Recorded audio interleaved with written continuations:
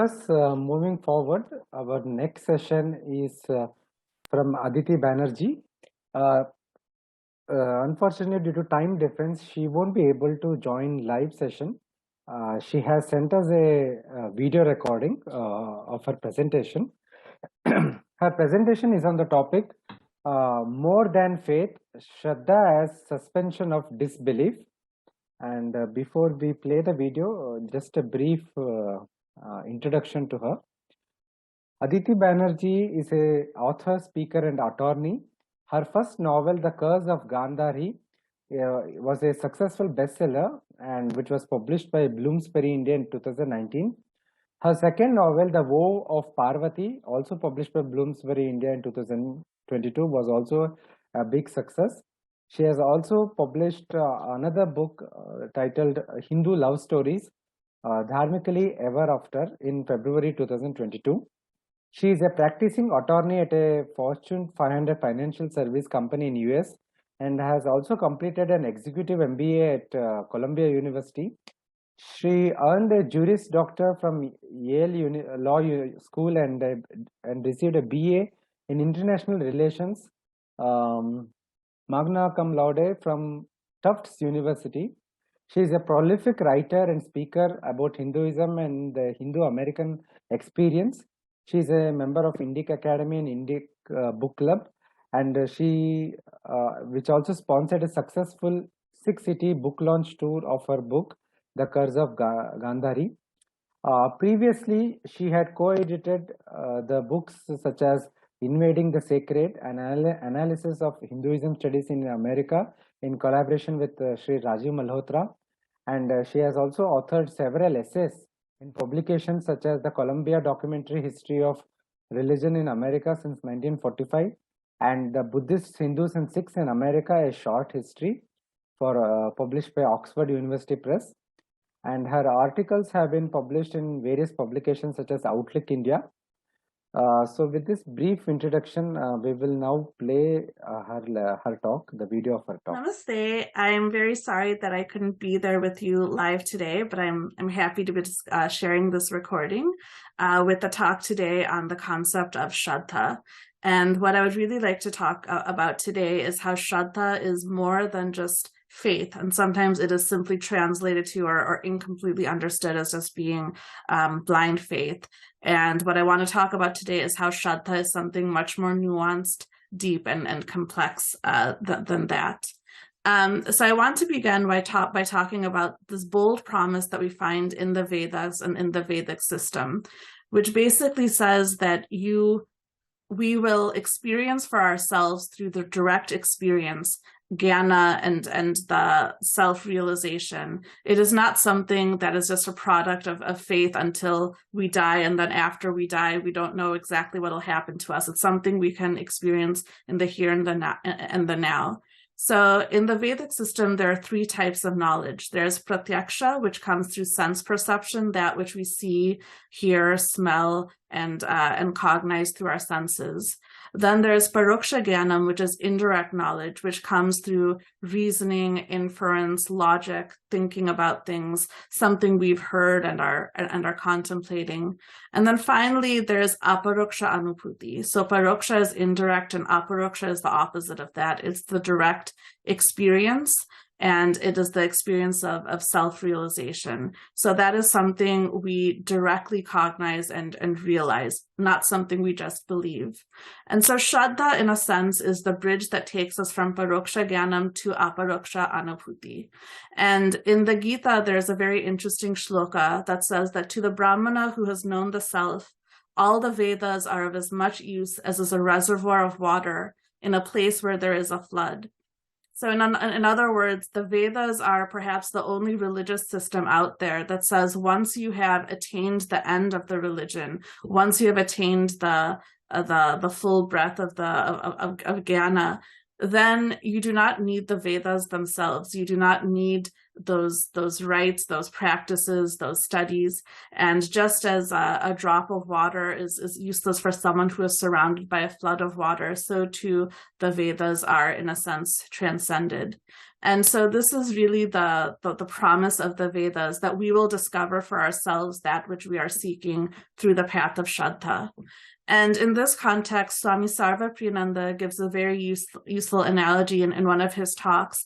And he says, when you're a student in a university, and let's say you're going to a graduate physics class, you may not know anything about the subject matter, but you go to the class, there's a professor, the professor has all of the right credentials and expertise. He or she has been hired by the university. So you have some level of trust that this professor knows what he or she is talking about. And then if you were just to stop there and say the professor knows everything and I'm just going to parrot what he or she says and I'm just going to write that by rote on the exams, then that would also defeat the purpose of the class. The professor also wouldn't be happy, because the whole point is that through the process of the class, you will take that which starts as indirect by what the professor says, but then through the homework, through the lessons, through contemplating on it, you will begin to learn this for yourself, and then you will have the experience of it. And that is what the class is meant to do. So in the beginning, you need a little bit of that Shraddha, that reverence, that respect, that attitude of, this person may know something and I can learn from them. Again, it is not blind acceptance, because you have to learn it for yourself. You have to practice for yourself and see whether it actually holds true. But that's the basic premise. And in the arts and in creative writing, this process is analogized to being a temporary suspension of disbelief.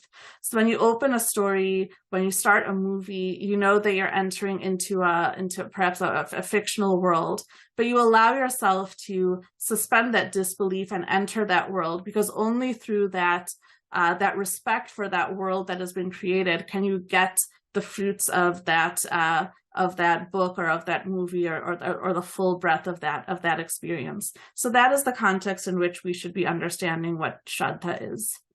The importance of Shraddha cannot be overemphasized. In the Gita, there's a famous shloka that says, "For the one who has Shraddha, they attain Jnanam." So it says, the man who has faith, is diligent, and has control over the organs, attains knowledge. Achieving knowledge, one soon attains the supreme peace. So here again, it's being translated as faith, but the word here is Shraddha.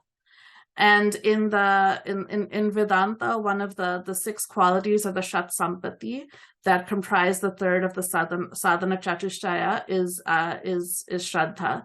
So in the sadhana chatushtaya, you have Viveka, Vairagya, the Shat Sampati, and Mumukshutva.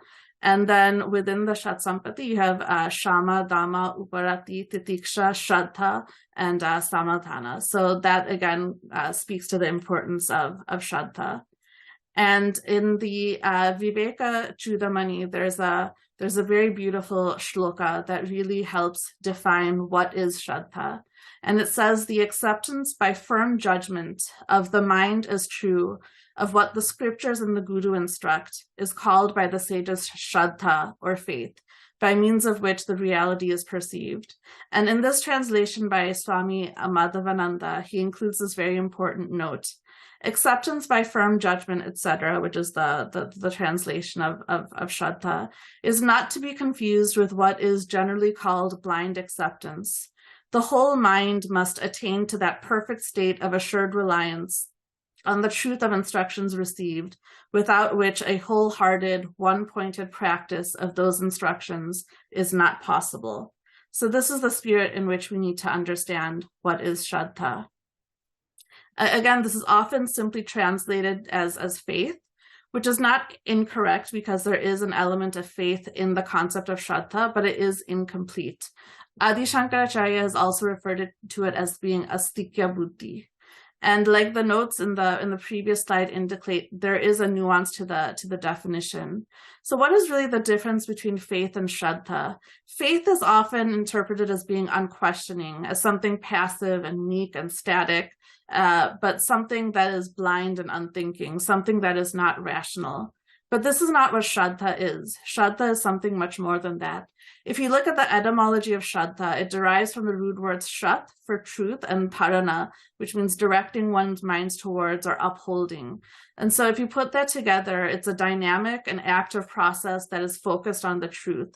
It requires us to be actively investigating and seeking and studying and practicing. So it has elements of faith, reverence, humility, and confidence, as we will see throughout the rest of the discussion.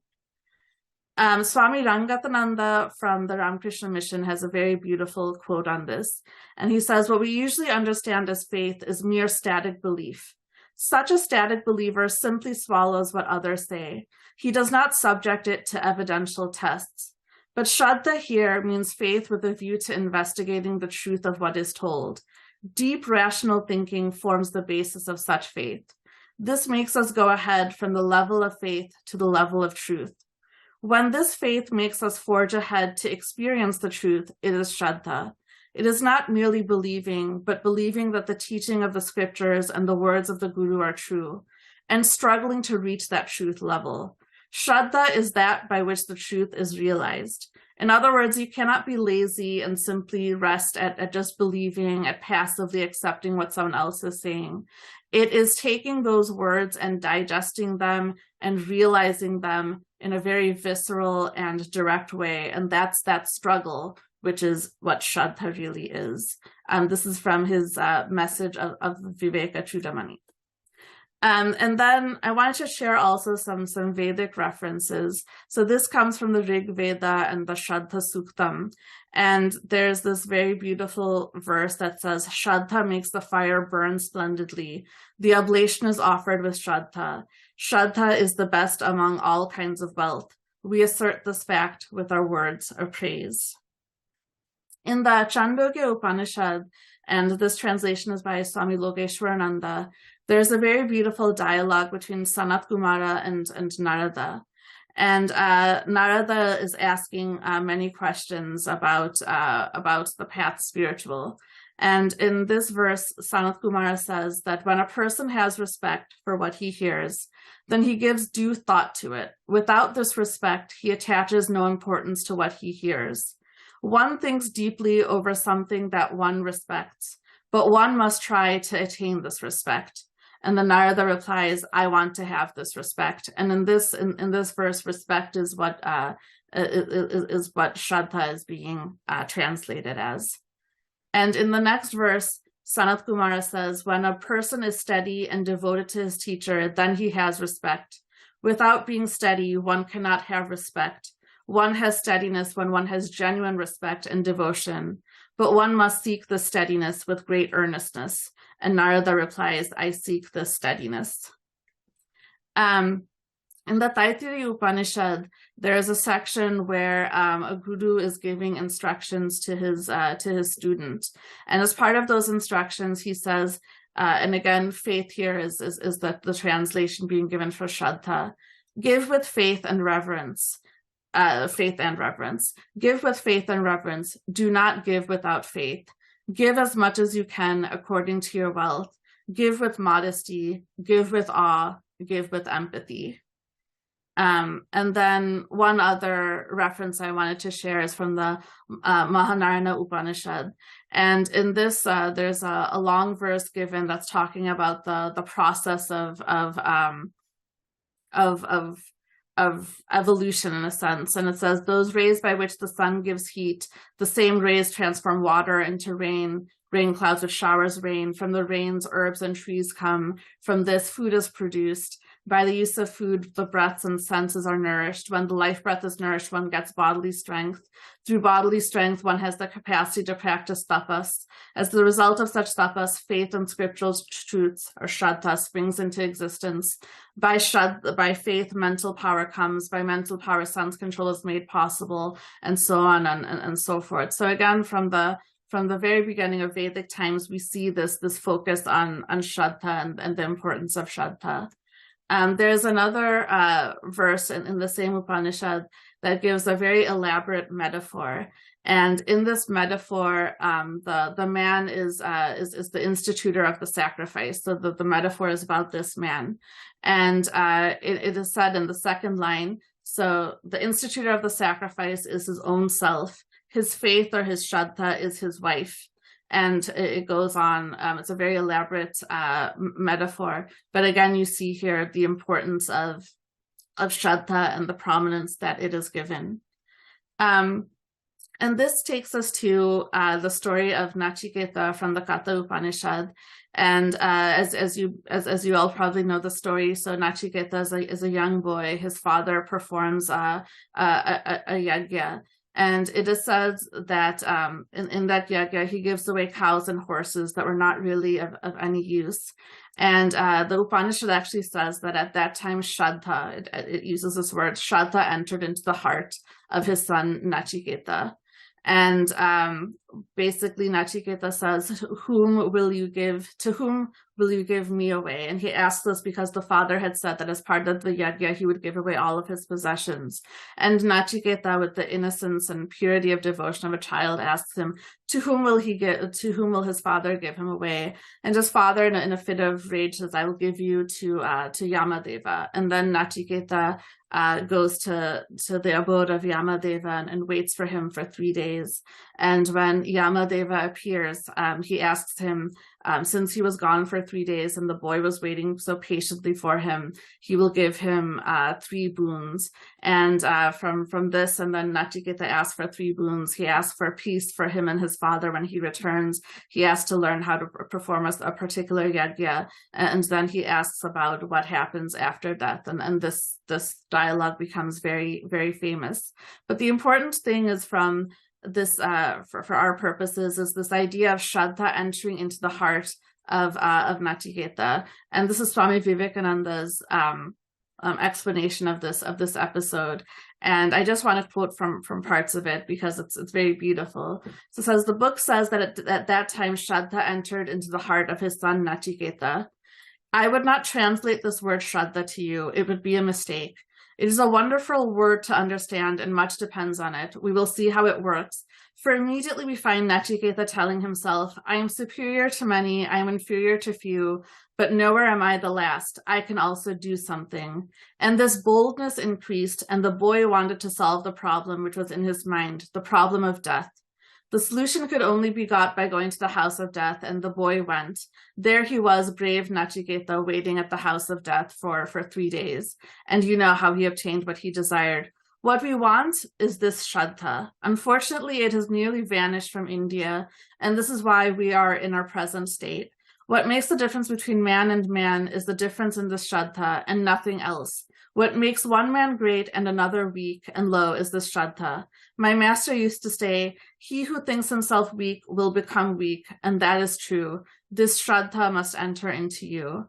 And the reason I want to share this is, first, we find another element of Shraddha here, which is something about confidence. So it's not just having humility and faith and reverence, but it's also having confidence and boldness, because like we were seeing earlier, Shraddha is something active that we have to do, and for that we do need this confidence. And Shraddha is actually that which gives us confidence in ourselves, because when we have this astika buddhi, that something is out there, this ideal that we have, then we will have confidence to go beyond our limits and to take bold action. And this is what Swamiji is referring to here. And the other important part that the other important aspect that is being brought out here by Swamiji's words is that Shraddha is not only important at an individualistic level for our sadhana and for our spiritual development, but is actually very important for the society and for the nation. There's a civilizational element to this of having Shraddha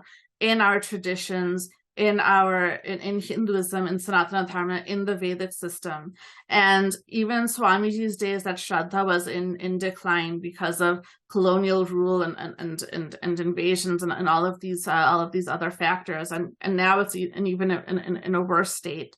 And so what he is referring to here is we need Shraddha not just for ourselves and not just for our individual journeys, but also to uplift Bharat, also to uplift the Sanatana Dharma as a civilization and as a society. This word goes a little bit more into delving into the meaning of Shraddha. So Swamiji says, the Katha Upanishad says that Shraddha entered into the heart of Nachiketa. Even with the word ekagrata, one-pointedness, we cannot express the whole significance of the word Shraddha.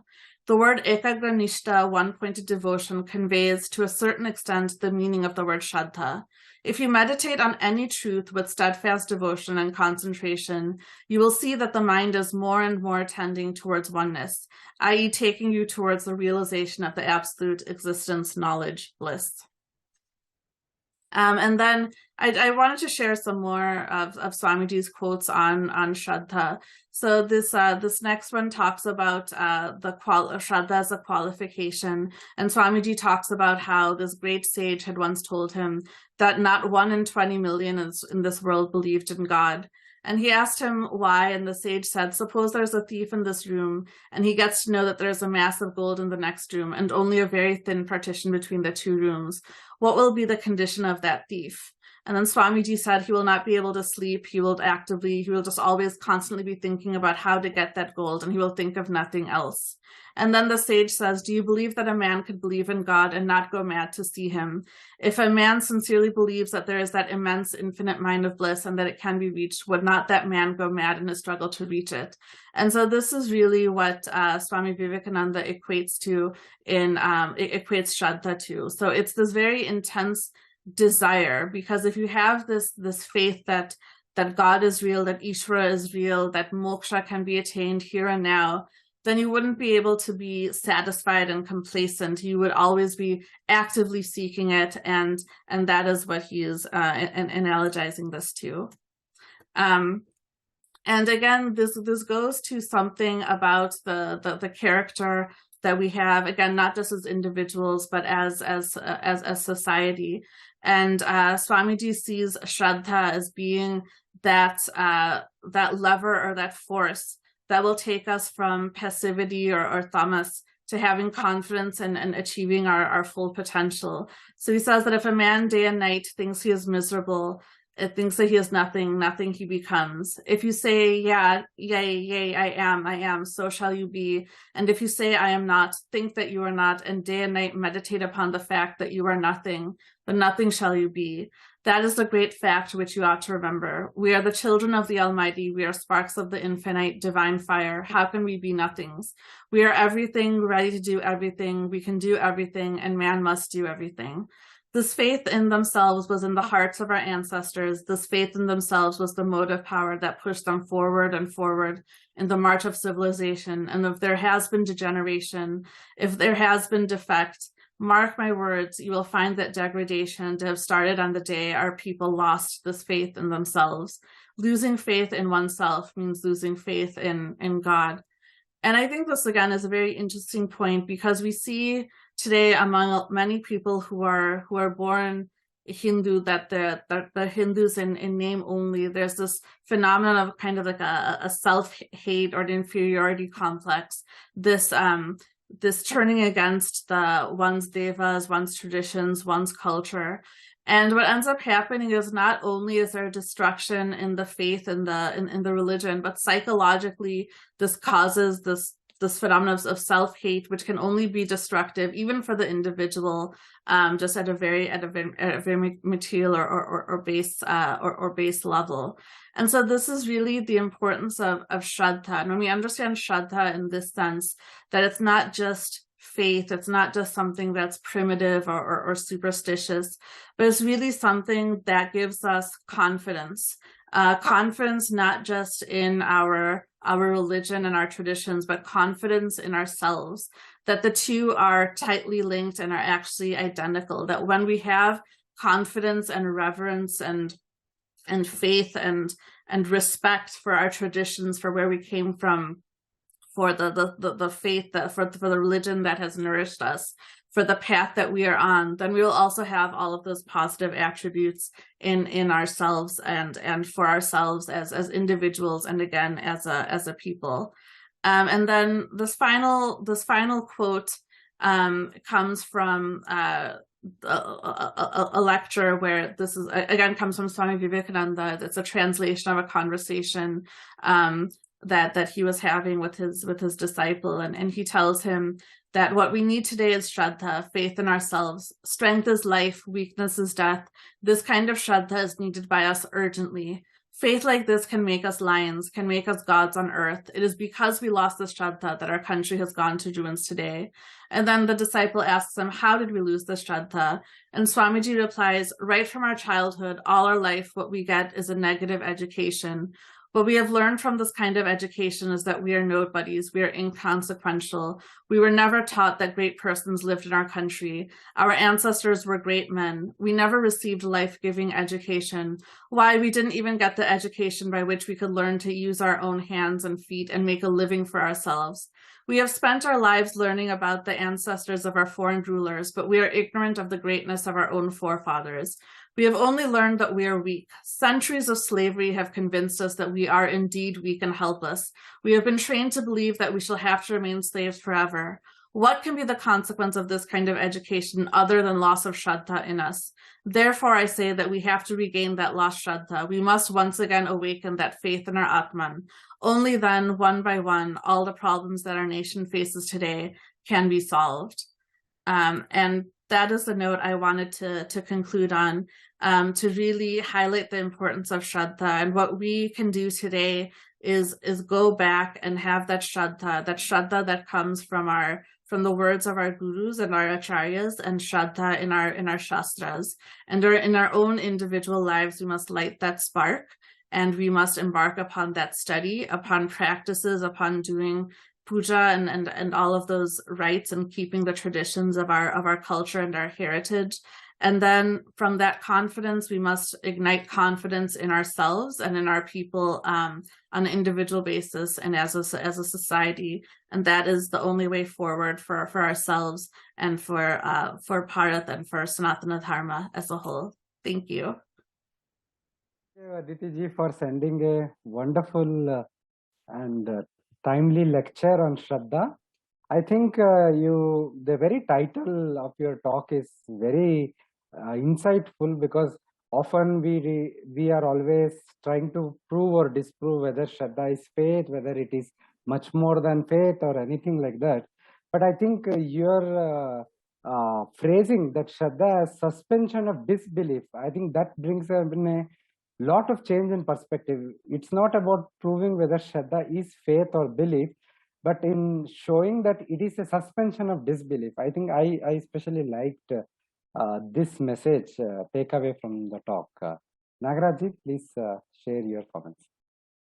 Actually, I have no words. I am so ecstatic in my experience while hearing this recorded talk, that actually rasa, this kind of emotional experience, comes from resonance. When you have the same experience as you have on the other side.